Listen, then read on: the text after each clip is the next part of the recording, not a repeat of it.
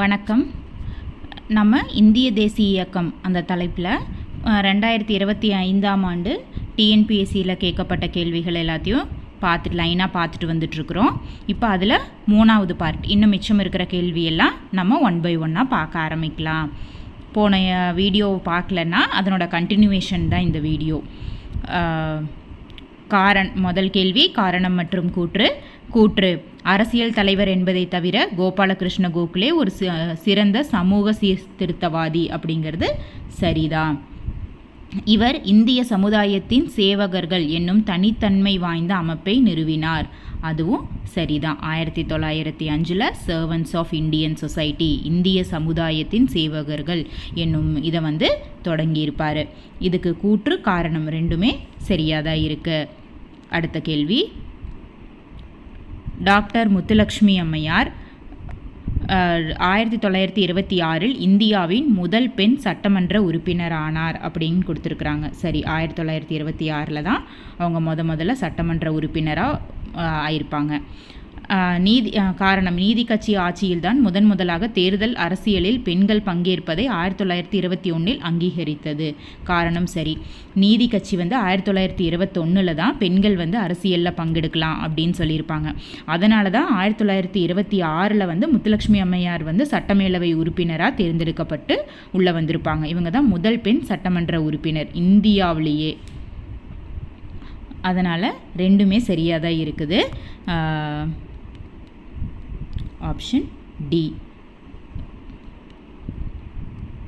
அடுத்தது, அயோத்திதாசர் பிறந்த இடம் அது சென்னை. சில இடத்துல கோயம்புத்தூர் கொடுத்துருக்குறாங்க. ஆனால் பெரும்பாலான இடங்களில் சென்னையில் இருக்கிற 1000 விளக்கு பகுதியில் பிறந்ததாக தான் இருக்குது. அடுத்த கேள்வி, டாக்டர் முத்துலட்சுமி புற்றுநோய் நிவாரண மருத்துவமனை தொடங்கிய ஆண்டு 1949. இந்திய பெண்கள் சங்கம் சார்பில் தான் இதை தொடங்கியிருப்பாங்க. 1949 புற்றுநோய் நிவாரண மருத்துவமனை, புற்றுநோய் நிவாரண நிதி எல்லாமே தொடங்கப்பட்டிருக்கும். இந்திய பெண்கள் சங்கம் சார்பில் டாக்டர் முத்துலட்சுமி புற்றுநோய் நிவாரண மருத்துவமனை. கீழ்கண்டவற்றுள் தவறான கூற்றை கண்டுபிடி அப்படின்னு இருக்குது. அன்னி பெசன்ட் அம்மையார் 1914 தி காமன் வீல் என்ற வார பத்திரிகையை தொடங்கினார். அது சரி. 1914 தி காமன் வீல் சரி. 1915 how India wrought for freedom என்ற புத்தகத்தை வெளியிட்டார். அதுவும் சரிதான். அடுத்தது, 1915 செப்டம்பர் 28 ஹோம் ரூல் இயக்கத்திற்கு அழைப்பு விடுத்தார். அதுவும் சரிதான். அடுத்த கேள்வி, 1915 யங் இந்தியா என்ற தினசரியையும் துவங்கினார் அப்படின்னா தப்பு. யங் இந்தியா அப்படிங்கிறது மகாத்மா காந்தியோடது. அது அன்னி பெசன்ட்டோடது கிடையாது. அன்னி பெசன்ட் அம்மையாரோடது யங் இந்தியா கிடையாது. நியூ இந்தியா தான் அன்னி பெசன்ட் அம்மையாருது. யங் இந்தியா கிடையாது. நியூ இந்தியா அப்படின்னா அது அன்னி பெசன்ட் அம்மையார். யங் இந்தியா அப்படின்னா காந்தியடிகள். இந்தியா அப்படின்னா பாரதியார். இதனோட ஒவ்வொரு டிஃப்ரென்ஸை கரெக்டாக தெரிஞ்சு வச்சுக்கோங்க. இதில் நியூ இந்தியா அப்படிங்கிறத மாற்றி யங் இந்தியான்னு கொடுத்துருக்குறாங்க, அவ்வளோதான். அப்போ இதில் இருக்கிற தவறான கூற்று டி மட்டும். கீழ்கண்டவற்றுள் சரியான கூற்றை தேர்ந்தெடுக்கவும் அப்படின்னு இருக்குது. டாக்டர் முத்துலட்சுமி அம்மையார் சென்னை சட்டமேலவை உறுப்பினராக தேர்வு பெற்றார்னு இருக்குது. சரி, நம்ம 1926 சட்டமேலவை உறுப்பினராக இருப்பாங்க. இப்போ தான் நம்ம முன்னாடி இருக்கிற கேள்வியில் பார்த்தோம். இவங்க தான் இந்தியாவிலேயே முதல் பெண் சட்டமன்ற உறுப்பினராக இருந்திருப்பாங்க. அடுத்த கேள்வி, அடுத்த பாயிண்ட்டு, சென்னையில் பெண்களுக்கான அவ்வை இல்லத்தை முத்துலட்சுமி அம்மையார் தோற்றுவித்தார். அதுவும் சரிதான். அவ்வை இல்லம் 1930, 31 அந்த சமயங்களில் இவங்க தோற்றுவிச்சிருப்பாங்க. அதுவும் சரிதான். பெண்களுக்கு 16 வயதும் ஆடவருக்கு 26 வயதும் திருமண வயதுகளாக அமைய முத்துலட்சுமி அம்மையார் பரிந்துரை செய்தார். சரி. சாரதா ஆக்ட் கொண்டுட்டு வந்துட்டுருக்கிற சமயத்தில் அவங்க இதை பரிந்துரையாக சொல்லியிருப்பாங்க முத்துலட்சுமி அம்மையார். அதுவும் சரிதான். அடுத்தது பார்த்தோன்னா, இந்திய அரசு இவருக்கு பத்ம விபூஷன் விருதளித்ததுன்னு இருக்குது. இது தப்பு. பத்ம விபூஷன் கிடையாது, பத்ம பூஷன் தான் கொடுத்துருப்பாங்க 1956. அப்போ இதில் இருக்கிற சரியானது 1, 2, 3 மட்டும். அடுத்த கேள்வி, கீழ் கொடுக்கப்பட்டவற்றுள் கூற்றில் எது மகாத்மா காந்திக்கு தொடர்புடையது அப்படின்னு கேட்குறாங்க.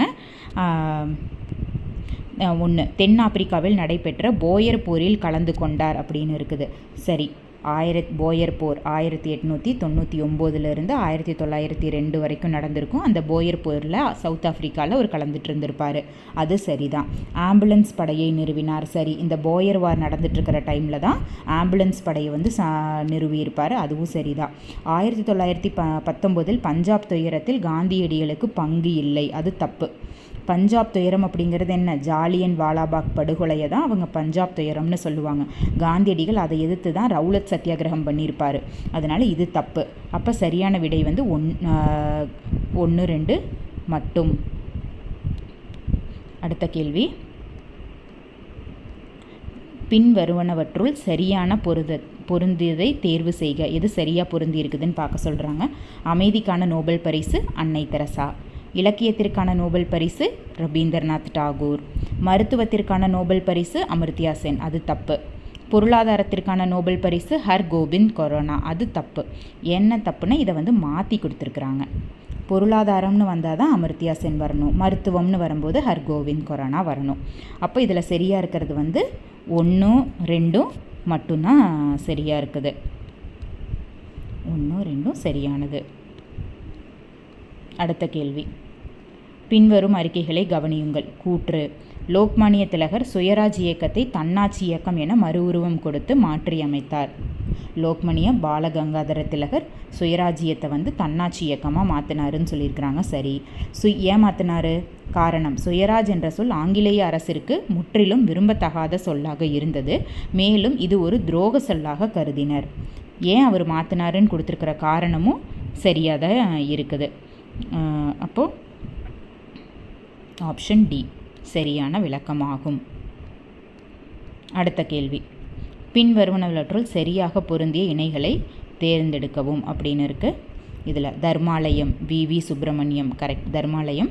பாரத மாதா சங்கம் நீலகண்ட பிரம்மச்சாரி தொடங்கியிருப்பார். அதுவும் சரிதான். பாரதி ஆசிரமம் சிதம்பரனார் விஓசி. தப்பு.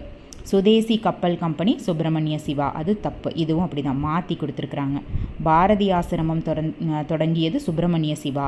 சுதேசி கப்பல் கம்பெனி விஓசி 1906 சுதேசி ஸ்டீம் நேவிகேஷன் கம்பெனி சுதேசி கப்பல் கம்பெனியை அவர் தொடங்கியிருப்பார். சரியே எது பொருந்தி இருக்குதுன்னா 1 மட்டும் 2.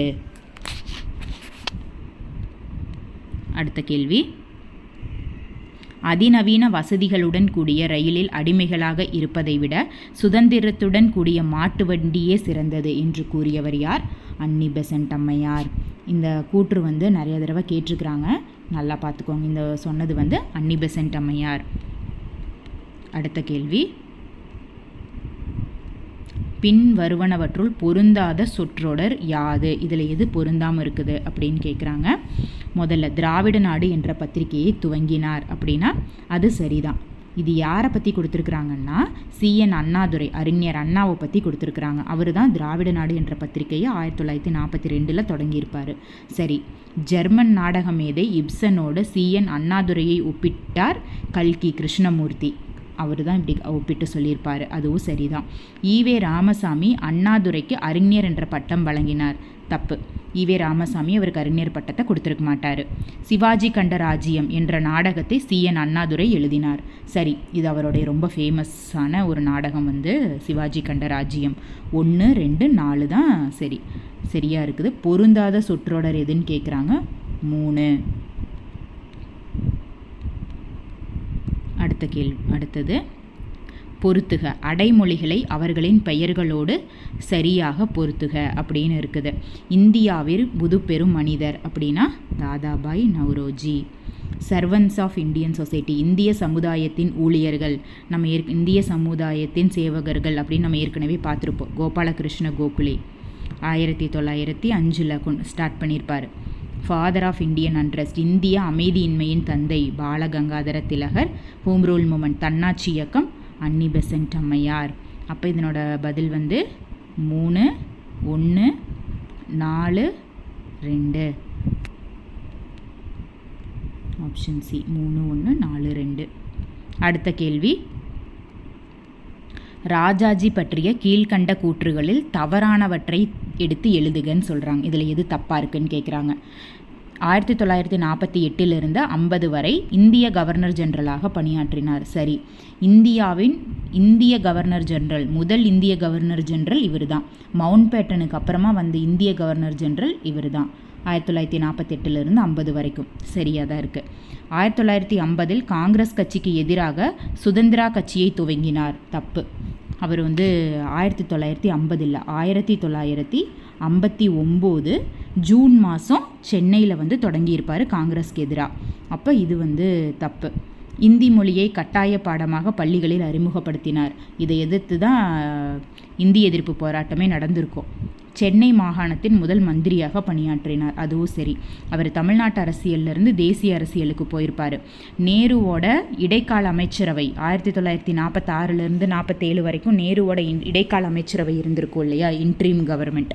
அந்த டைமில் ராஜாஜி அவர்கள் நிதி, கல்வி, விநியோகம் இந்த துறையோட அமைச்சராகவும் இருந்திருப்பார்.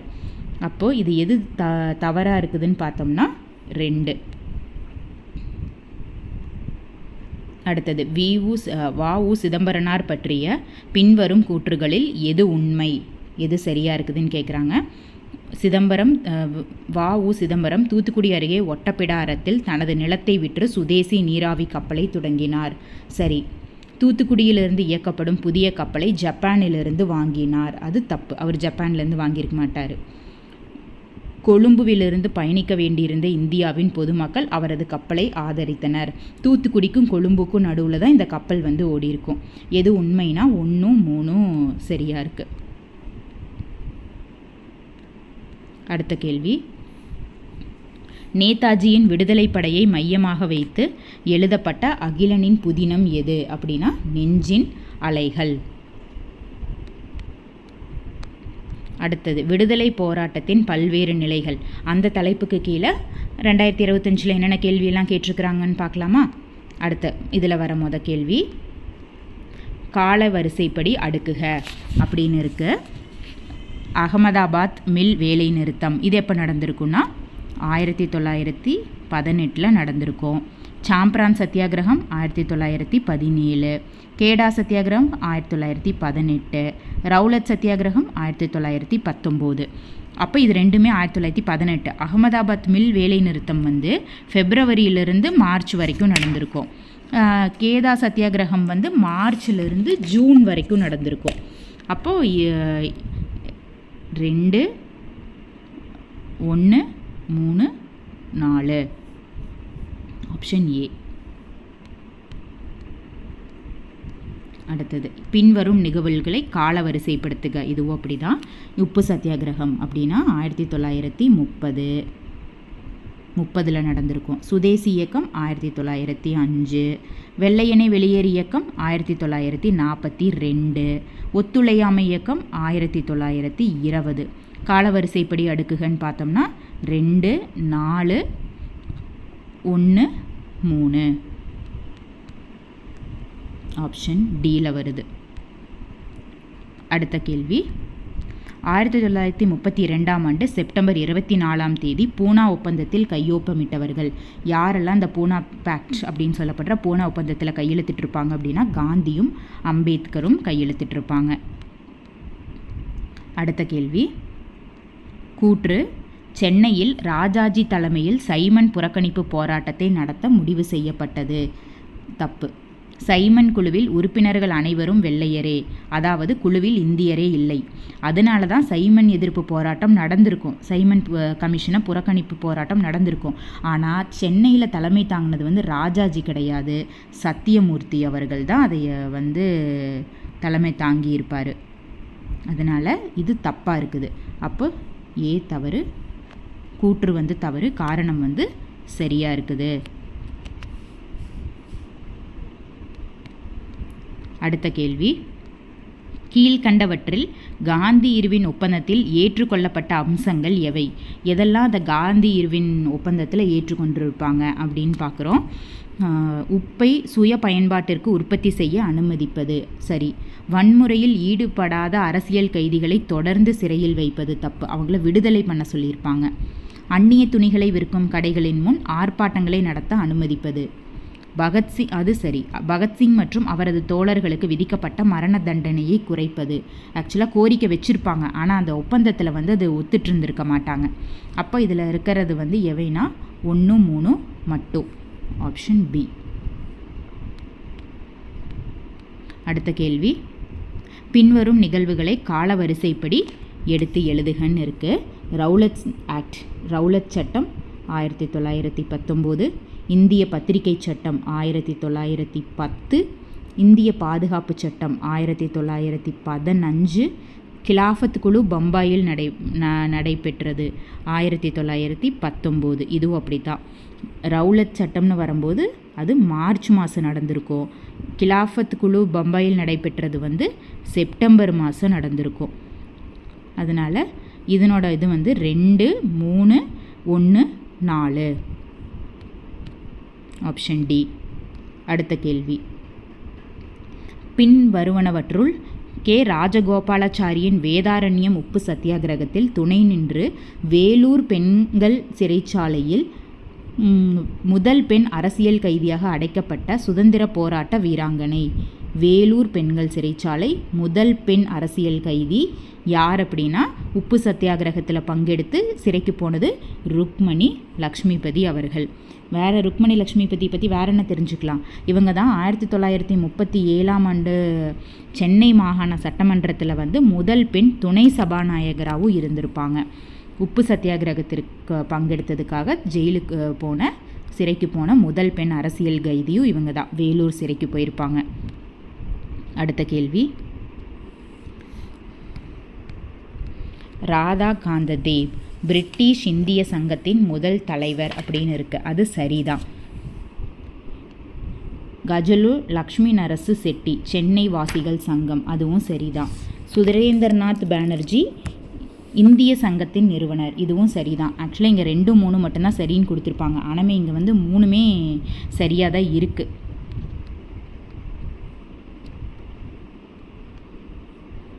அடுத்த கேள்வி, 1932 ஜனவரி 26 யார் புனித ஜார்ஜ் கோட்டையின் உச்சியில் தேசிய கொடியை ஏற்றினார் அப்படின்னு பார்த்தோம்னா, யார் ஏற்றியிருப்பாங்க? பாஷ்யம், ஆர்யா என்கிற பாஷ்யம் அவர் தான் வந்து தேசிய கொடியை வந்து ஏற்றியிருப்பார். அடுத்த கேள்வி, பின்வரும் நிகழ்வுகளை காலவரிசைப்படி அடுக்குக அப்படின்னு இருக்கு. வகுப்புவாத தீர்வு அது வந்து 1932 எப்போ நடந்திருக்கும்? ஆகஸ்ட் 16. அடுத்தது காந்தி இர்வின் ஒப்பந்தம் அது வந்து 1931 மார்ச் 5.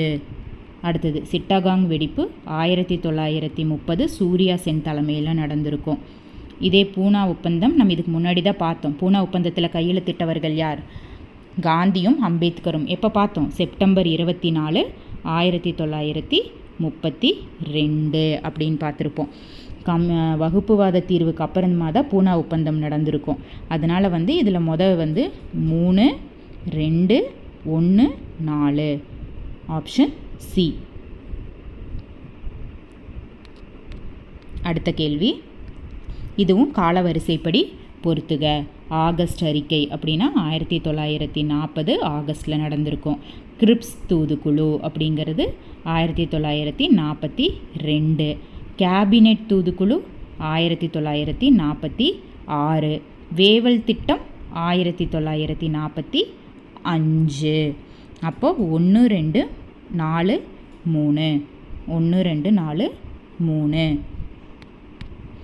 அடுத்த கேள்வி, சரியானவற்றை பொறுத்துக. சைமன் குழு வருகை எங்கே வந்திருப்பாங்க? சைமன் குழு வந்து எங்கே வந்திருப்பாங்கன்னா பம்பாய்க்கு தான் வந்திருப்பாங்க. வரிகொடா இயக்கம் பார்தோலி. ஆலய நுழைவு போராட்டம் வைக்கம். நீல் சிலை சத்தியாகிரக போராட்டம் சென்னையில் நடந்திருக்கும். அப்போது 3, 4, 2, 1. ஆப்ஷன் ஏல இருக்கு.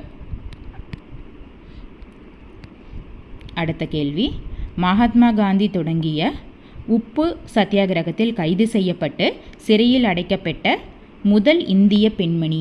நம்ம ஏற்கனவே இந்த கேள்வியை பார்த்துருக்குறோம். வேறு மாதிரி கேட்டிருப்பாங்க, இங்கே வேறு மாதிரி கேட்டிருக்கிறாங்க. ருக்மணி லக்ஷ்மிபதி அவர்கள். இதுவும் ரொம்ப முக்கியமானது. இது நிறைய தடவை கேட்டுகிட்டே இருப்பாங்க. மகாத்மா காந்தி உப்பு சத்தியாகிரகம், வேதாரண்யம் உப்பு சத்தியாகிரகம் ராஜாஜியோட கலந்துக்கிட்டு இவங்க வந்து வேலூர் சிறைக்கு போயிருப்பாங்க. நம்ம ஏற்கனவே பார்த்தோம். மேலே இவங்களை பற்றி நம்ம என்ன பார்த்தோம்? 1937 இருந்த சென்னை மாகாண சட்டமன்றத்தில் வந்து இவங்க முதல் பெண் துணை சபாநாயகராகவும் இருந்திருப்பாங்க அப்படின்னு பார்த்தோம். இன்னும் வந்து இதில் பார்க்குறக்கு இன்னும் கொஞ்சம் கேள்விகள்லாம் இருக்குது. நம்ம அதை அடுத்தடுத்த வீடியோஸில் மீதி இருக்கிற கேள்விகளையும் நம்ம பார்த்துடலாம். நன்றி, வணக்கம்.